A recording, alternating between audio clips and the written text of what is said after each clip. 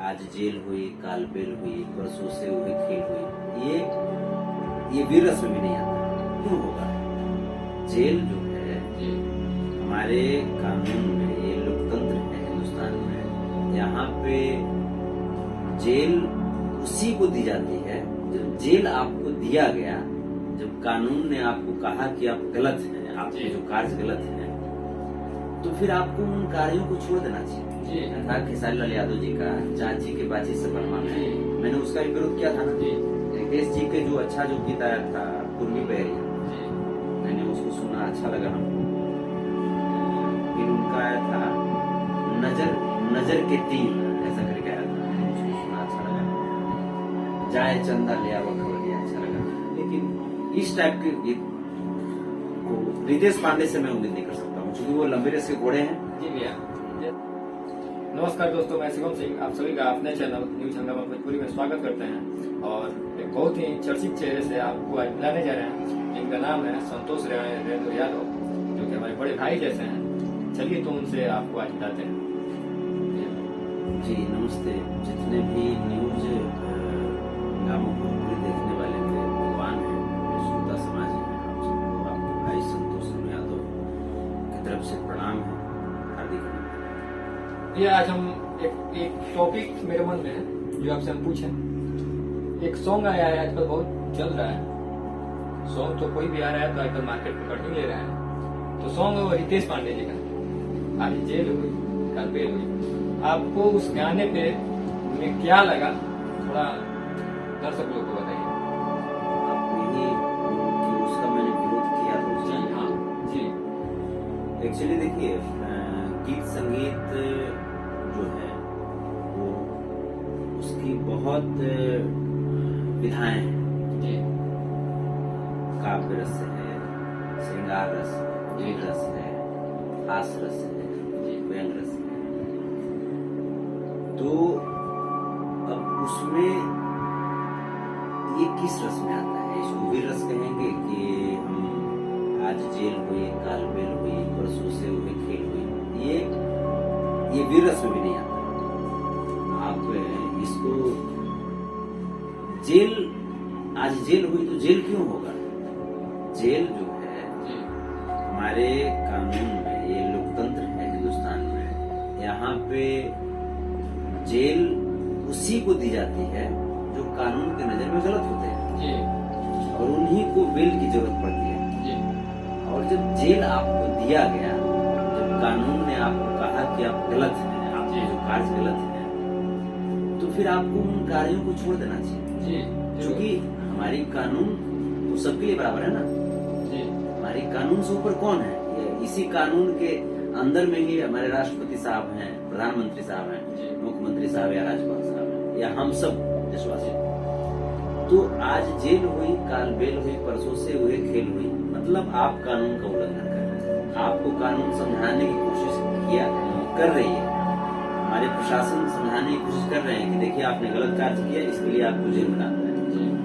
आपको बेल मिला ताकि आपको जो आपके मौलिक अधिकार हैं उसका हनन ना हो, उसके लिए आपको बेल दिया गया। बेल इसलिए दिया गया कि ताकि आप जो गलत काम किए हैं, जिसकी वजह से आप जेल गए, उसमें सुधार लाइए।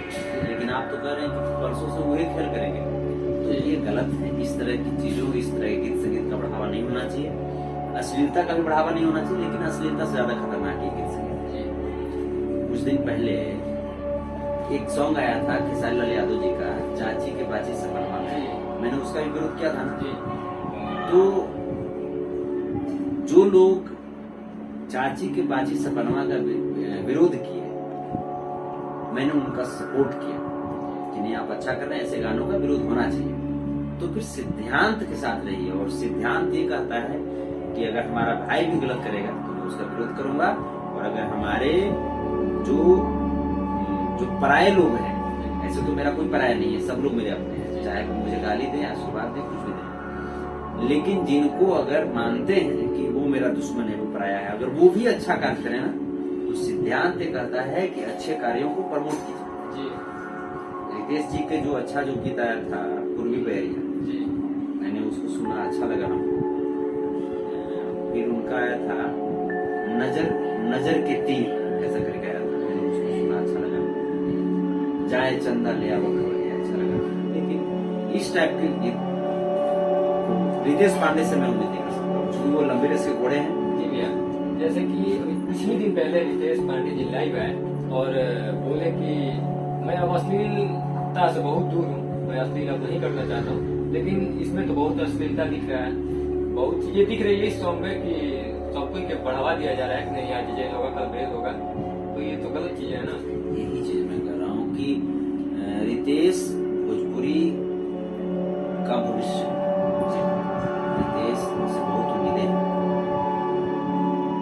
और रितेश पांडे ऐसी हरकत करेंगे ये शोभा नहीं देती है, ये चीजें बचती नहीं है।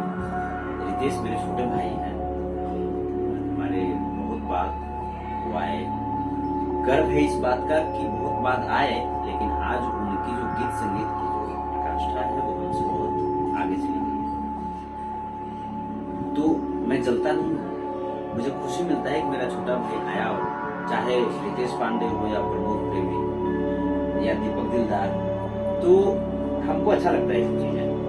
लेकिन रितेश पांडे को बहुत प्यार करता हूँ और मैं रितेश जी से मैं कहना चाहता हूँ कि आप लंबे रेस के घोड़े हैं, आप अस्तबल में मत दौड़िए, ये अस्तबल उनके लिए छोड़ दीजिए जो अस्तबल के टाइप के ही घोड़े हैं। आप लंबी आसमान में तैरने वाले घोड़े हैं और आप उन चीजों पे ध्यान दीजिए। व्यूज हो सकता है आपको 5 मिलियन 10 मिलियन मिल जाए, हो सकता है आपको मिल जाए, लेकिन ये आपके करियर को, ये आपका दाग है। आज जेल हुई, कल बेल हुई, आपके करियर में एक बहुत बड़ा दाग होगा रितेश जी। आप इस चीज को, मेरी बातों को आप नोटिस कीजिएगा, ये आपको एहसास भी होगा। इसमें पिक्चराइज किया गया, बहुत सारे लोग हमको फोन किए कि भैया इस गाने को पिक्चराइज जो किया गया है उसमें तो ये बताया गया है कि भाई जो गलत लोग हैं उनके खिलाफ की बात है। तो हमने कहा ये चीजें, हमें बहुत हंसी आई। मैंने कहा उनको कि हमारी कानून प्रशासन है ना, सरकार हमारी है ना, जो गलत लोग हैं उनके खिलाफ रिपोर्टिंग कराइए ना, हथियार उठाने की क्या जरूरत है। जो गलत लोग हैं उनके खिलाफ रिपोर्टिंग आप कराइए। हमारी सरकार और हमारी प्रशासन इतनी मुस्तैद हैं, इतनी ताकत है हमारी सरकार और प्रशासन और कानून में कि गलत लोग का वो सजा दे देंगे, आपको हथियार उठाने की। अच्छा, अभी आप एक सोचिए तो स्टार ही है प्रमोद प्रेमी जी, आप उनका नाम लिए, तो उनके बारे में भी अश्लीलता के बहुत शब्द आते हैं इंडस्ट्री से, दर्शक की ओर से, तो सही में वो अश्लील गाते हैं या आपके हिसाब से क्या है?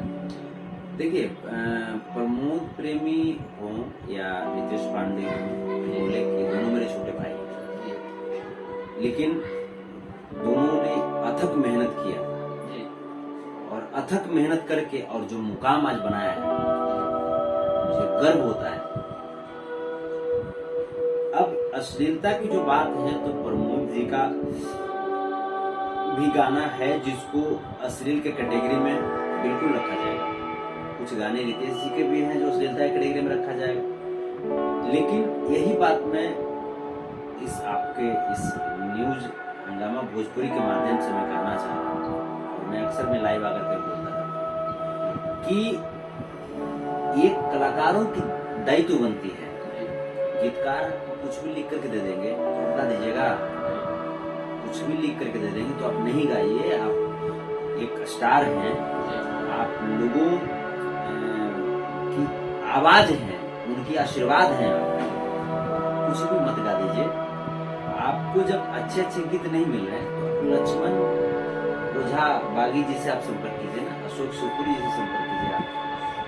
आप बहुत अच्छे अच्छे गीतकार हैं, प्यारलाल यादव जी से आप संपर्क कीजिए, लेकिन विनय बिहारी जी से संपर्क कीजिए। आप कोशिश कीजिए व्यवसायिक गीत हो, लेकिन लिमिटेशन तो वैसा ही गीत हो जो अपनी बेटी, अपनी बहन, अपनी माँ के साथ लोग बैठ कर उसको देखने में शर्म ना हो, ये कोशिश कीजिए। जी, जब बात गीतकारों तक आ ही गई है तो हम एक गीतकार कृष्णा वेदर्जी जी का भी बात करते हैं, जिनके सॉन्ग में बहुत ही अश्लीलता पर इन्वॉल्व होते हैं। ऐसा हम नहीं कर रहे हैं, ऐसा दर्शक लोग का कमेंट्स आते हैं, उनके सॉन्ग के नीचे नहीं आते हैं, तो उनके सॉन्ग लिखने में क्या कहना चाहिए उनसे मेरे चैनल के माध्यम से? देखिए, कृष्णा बेदर्दी जी एक बहुत परिपक्व गीतकार है, लेकिन इन दिनों हम भी देख रहे हैं, इन दिनों उनकी जो कलम है वो व्यावसायिक रूप से ज्यादा चल रही है। तो मैं सभी गीतकारों से मैं कहना चाहता हूँ कि व्यावसायिक गीत लिखें आप लिखें, लेकिन उसको एक कवर पहना है, उसको एक पर्दा से उसे लिपट दें, क्योंकि ये बदन, ये जो बदन है मेरा या आपका बदन है या हमारी माँ हमारी बहन या आपकी माँ बहन, तो क्या है कि जिस्म सबका एक ही तरह का है, लेकिन उसकी खूबसूरती कब है? जब उस पे पर्दा डाल दिया। अगर इस पर्दे को हटा दिया जाए या किसी माँ बहन की तन पे जो पर्दा है उसको हटा दिया जाए, तो क्या खूबसूरती दिखाई देगी? वो अश्लील हो जाएगी, वो वल्गर हो जाएगी। सेम चीजें हैं, मैं सभी में गीतकारों से कहना चाहता हूँ, सेम चीजें हैं, मैं सभी जो वीडियो डायरेक्टर हैं मैं उनसे कहना चाहता हूँ कि खूबसूरती तभी अच्छी लगती है, खूबसूरती तभी दिखाई देती है जब आप सुंदर चीजों को थोड़ा सा पर्दा में देखें। रसगुल्ला बड़ा अच्छा चीज होता है, कोई आते हैं तो बड़ा हम लोग सौभाग्य से बहुत खुशी से खिलाते हैं, लेकिन इसका मतलब ये नहीं आप 2-4 रसगुल्ला दीजिए, इसका मतलब ये नहीं कि आप 100 रसगुल्ला दे दीजिए और जबरदस्ती उनको से खिला दीजिए, तो डायबिटीज हो जाएगा ना। तो कुछ चीजें हैं जो चटक के लिए होनी चाहिए, उसको पर्दे में रख करके लिखिए। आप परिपक्व गीतकार हैं कृष्णा बेदर्दी, लेकिन इन दिनों उनका कलम कमजोर हुआ है, इस बात को मैं बोलता हूँ। तो चलिए बात करते हैं आपके अपकमिंग सॉन्ग कोई आने वाले उसके बारे में बताइए। अपकमिंग सॉन्ग जो मेरा है सावन का सॉन्ग जो कि अभी आने वाला है।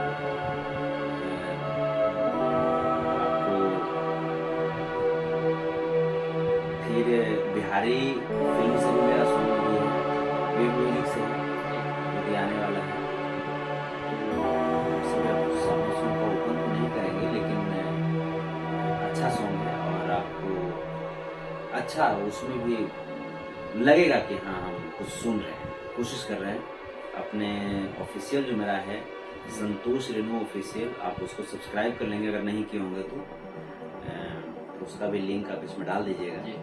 जो मेरा फेसबुक पेज है मगध सम्राट और RDR संतोष रेणु, मेरा इंस्टाग्राम भी इसी नाम से है और ट्विटर भी इसी नाम से है, तो आप फॉलो जरूर कीजिएगा सबको। आपके सारे अकाउंट्स के लिंक अपने डिस्क्रिप्शन में डाल देंगे। मैं इसलिए कर रहा हूँ आपको फॉलो करने के लिए, ये चलते मैं नहीं कर रहा हूँ कि आप फॉलो जबरदस्ती कर लीजिए, नहीं।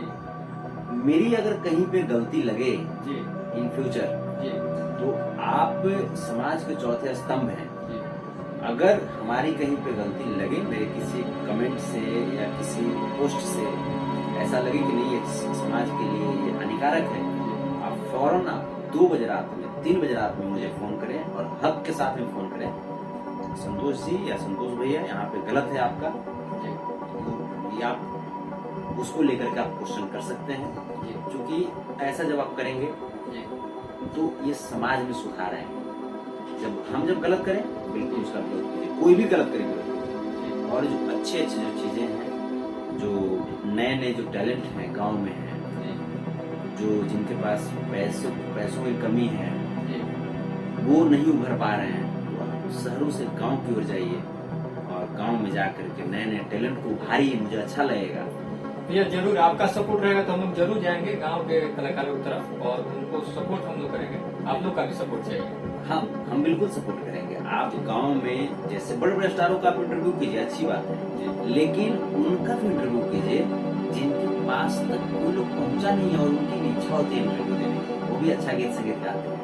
हमारे बुजुर्गों के पास जाइए जिनके पास भंडार है, गांव में आप जाइए ना, गांव में जाइएगा भरी पड़ी है, लोक संस्कृति भरी पड़ी है, लोक गीतों का वहां पे भंडार है। लेकिन यहाँ पे तो व्यावसायिक गीत है, यहाँ पे कहाँ लोकगीत है। हम जो एल्बम में गाते हैं वो लोकगीत नहीं है।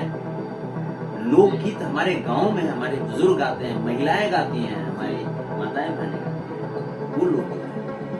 तो आप वहां पे जाइए, उन लोगों से टैलेंट लाइए, कोई एक बड़ा सितारा दीजिए जो गुमनामी के अंधेरे में भटक रहा हो, उसको लाइए। 100% मैं आपको ये तो चलिए चलते चलते आपसे अपने चैनल के बारे में कुछ।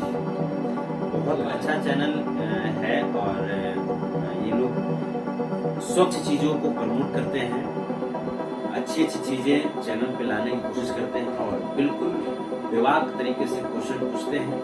और मैंने भी कोशिश किया, मैं तो जैसा हूँ मैं वही मैं बोला हूँ, मैं स्ट्रेट फॉरवर्ड में बोलता हूँ। अच्छा आप ये भी बताइए, क्या कभी मैंने स्क्रिप्टिंग भी कराया आपसे कि नहीं, ये क्वेश्चन पूछना है, क्वेश्चन पूछना है? जी कभी नहीं। हमने तो यही चीज आपने कहा भैया, जैसे कुछ अपने बारे में हमने कहा, जो आप मुझे जानते हैं आप वही चीज आप हमसे पूछिए।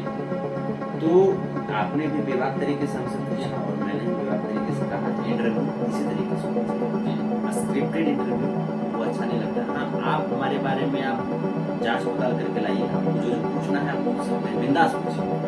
क्योंकि मैं जब तक ओपन हार्ट में बात नहीं करूँगा तब तक सच्ची बातें नहीं आ पाएंगी। अच्छा लगा आपसे गुफ्तगू करके, और